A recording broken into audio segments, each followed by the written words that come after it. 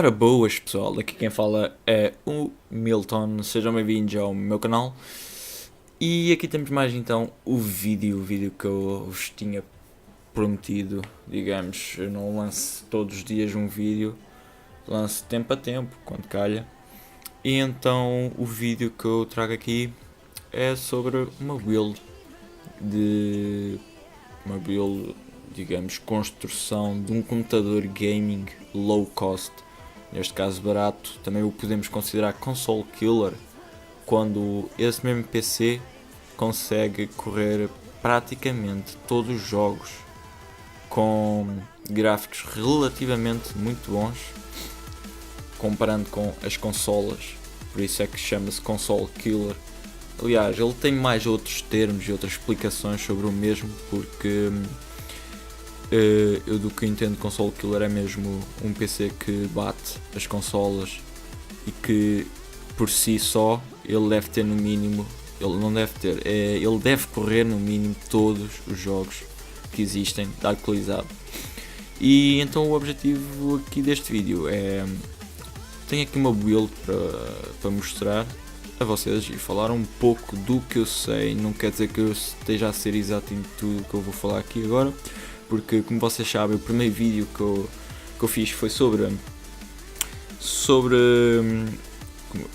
os processadores, a comparação entre o i7 6700K com o 4790K, sockets diferentes, claro, e é normal que haja algumas opiniões positivas e outras negativas sobre o assunto, sim, sem dúvida, mas é um assunto que eu vou falar num outro próximo vídeo sobre porque o 6700K e porque devem o comprar, para ficarem a perceber um pouco melhor, porque claramente que o 4790K, com o processador em si, um contra o outro, claramente que são relativos, mas irei falar sobre as vertentes à volta, como as memórias RAMs e afins, e da tecnologia que está embutida nessa nova geração e nas novas motherboards para essa geração.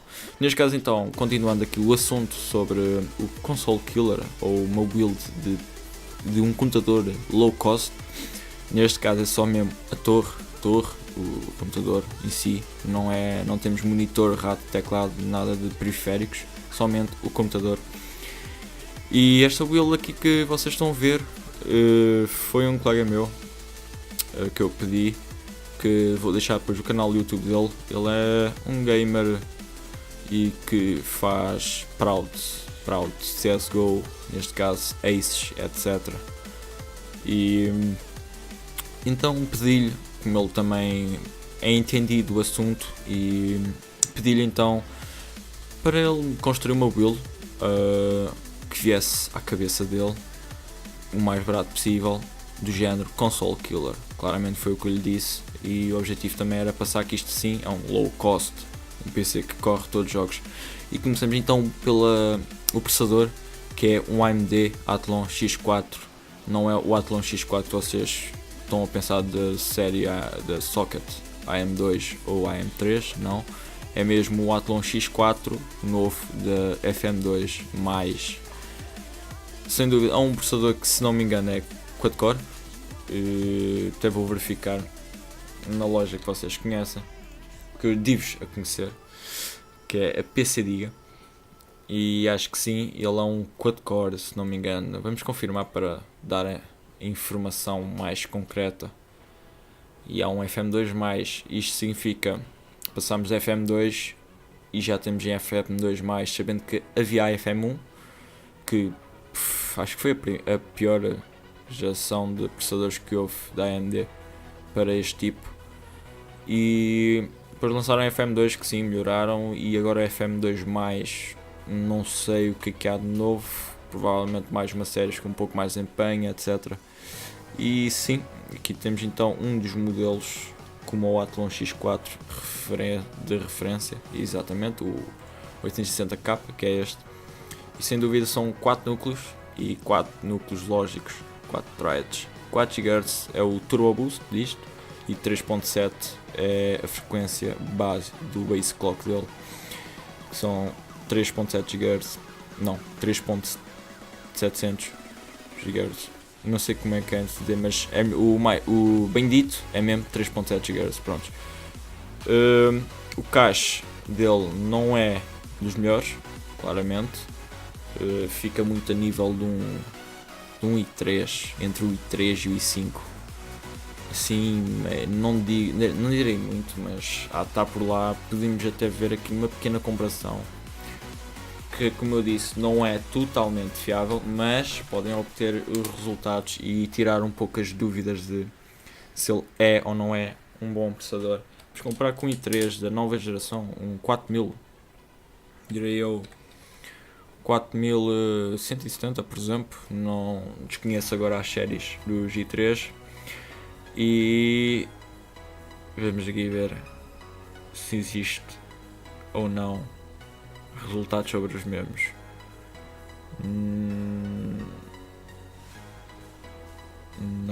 Não houve testes até agora do mesmo, mas poderemos ver o 860k contra um i5, por exemplo, para ser mais concreto, porque acho que não existia um teste. E pronto, exatamente. Como referi, está entre se calhar o melhor i3 e o i5 base, o 4460 da quarta geração. Claramente que o i5 aqui é melhor, mas em termos de valor e desempenho, o X4 supera. E vendo aqui que ele em overclock bate o i5, não sei, desconheço, por isso deve bater e deve ser bom. Avistando que, deixa-vos deixar claro que o i5 seria bom sim para um PC já para render muito bom. Este X4 já não diria que fosse um processador de render, mas sim um processador de gaming, processador somente para correr jogos, para jogar. Como vocês podem ver, o single core, o i5 e o Passmark, neste caso em testes benchmark, o i5 ganha, claramente. O que é que podemos falar mais?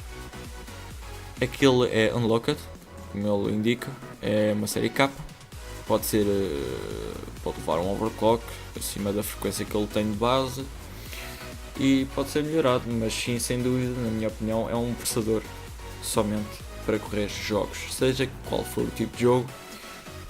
E pronto, claro, deixa-me deixar claro, peço desculpa, que o X4 pode não aparecer em requisitos mínimos que parte dos jogos pedem ou requisitos recomendados, mas sem dúvida, se o processador for relativamente parecido com outros da Intel ou da própria AMD, certo, ele vai correr esse jogo.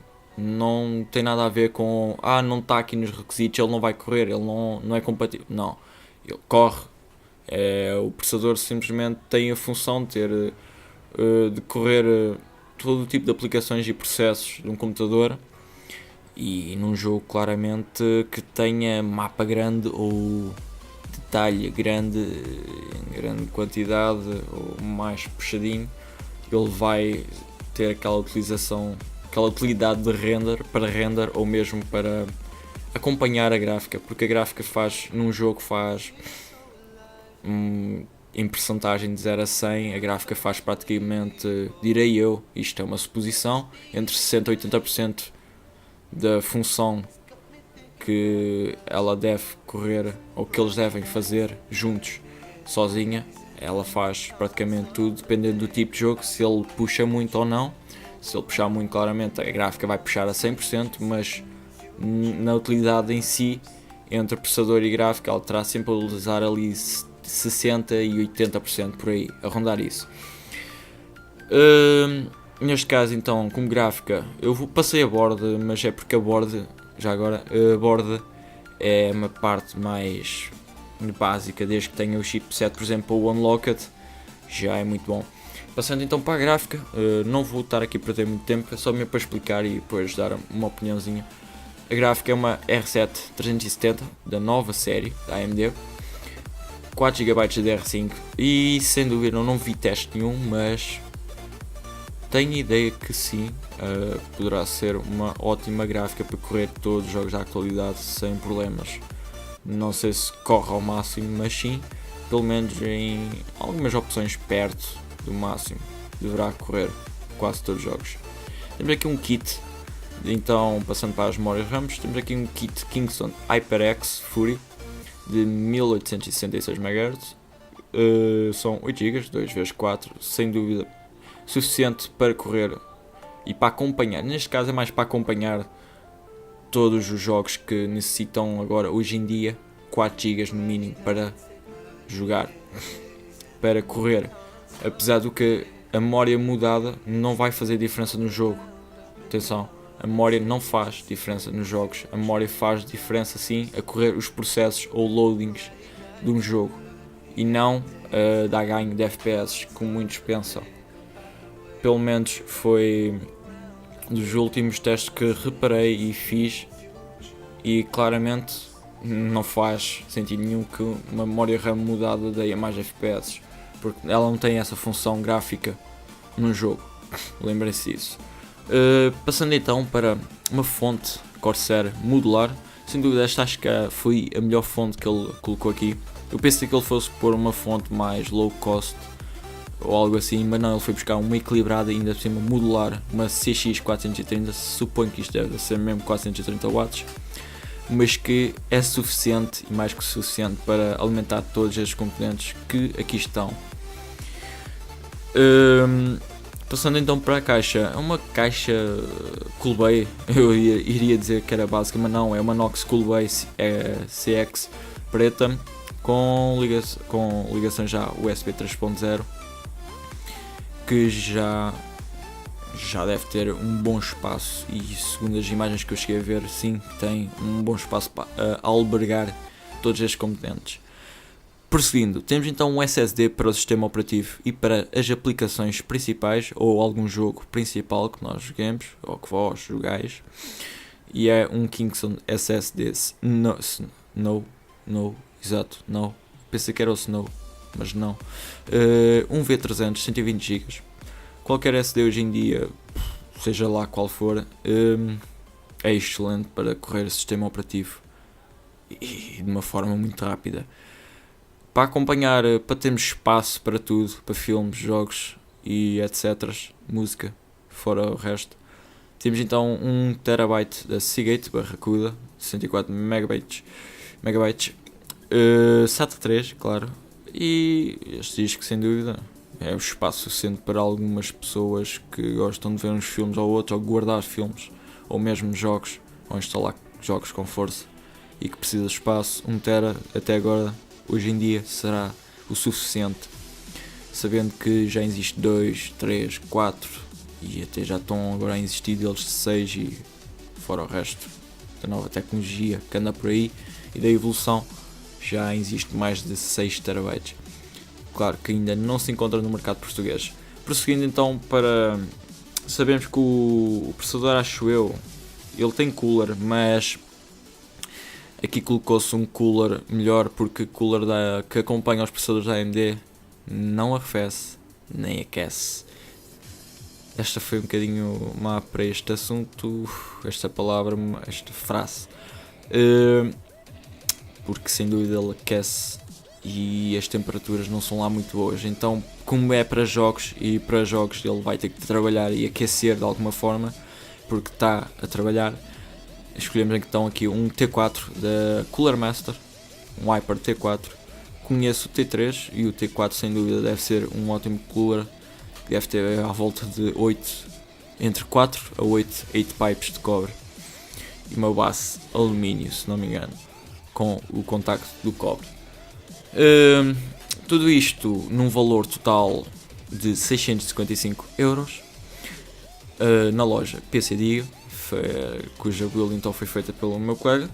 Agradeço desde já ao Ricardo Monteiro, ou pelo seu nickname Shinigami em praticamente nos jogos que ele joga, e sem dúvida eu achei uma build muito boa para quem não quer gastar muito dinheiro Muita gente pensa 655 euros, calhar eu comprava um PC melhor ou montava um PC melhor. Duvido muito, porque isto foi mesmo uma build pensada para correr todos os jogos da atualidade. E digo e volto a repetir, jogos, porque, não direi que não dei para fazer, mas sim uma edição de vídeo, uma criação de vídeo. Vocês querem gravar as vossas prouds, fazer produções ou gameplays que vocês gravem, sem dúvida dará para fazer render a isso. Mas se querem fazer render mais avançado 3D, não é o processador indicado, e até muito menos hoje em dia o i5. O i5 faz uma boa parte disso, mas não é suficiente, sabendo que tanto este X4 como o i5 só possuem 4 núcleos lógicos e 4 físicos. E é isso, pessoal. Desde já um forte abraço a todos. Não se esqueçam de subscrever ou deixar o vosso like.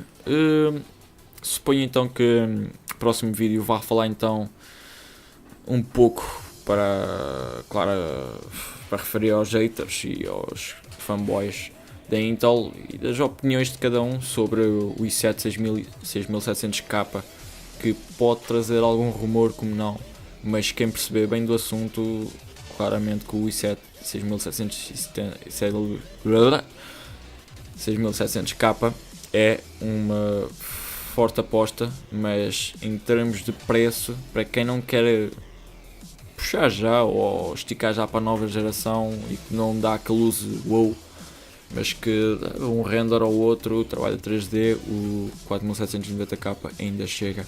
Mas então no próximo vídeo eu vou falar do 6700K, não percam. E aliás, antes desse vídeo poderei fazer então uma gameplay ou uma série que estou a pensar de fazer de jogos free to play, jogos que são aconselhados ou que vocês dizem, olha, experimenta este jogo, faz vídeo, ou aquilo que vai-me aparecendo por aí.